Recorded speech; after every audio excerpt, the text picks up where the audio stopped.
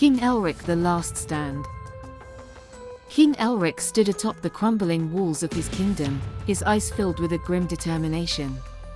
The once proud city was now a smoldering ruin, its streets littered with the bodies of his fallen subjects.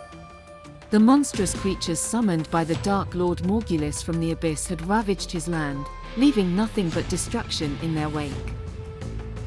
Elric had fought valiantly alongside his Brotherhood of the Light, but the overwhelming numbers and otherworldly powers of these creatures had pushed them back.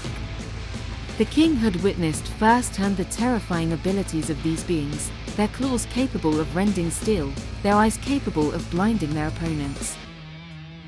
Now, as the last defenders of the kingdom, they stood alone against the encroaching darkness.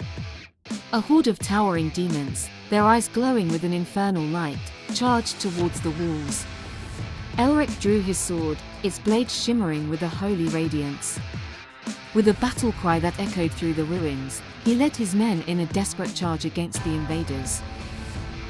The clash of steel on steel was deafening as the Brotherhood fought with a ferocity born of desperation. Elric, his sword a blur of motion, struck down demon after demon. But the odds were against them. One by one, his comrades fell, their bodies falling to the ground like felled trees. Elric stood alone, surrounded by the fallen. The demons pressed in, their claws reaching out for him. But the king refused to yield.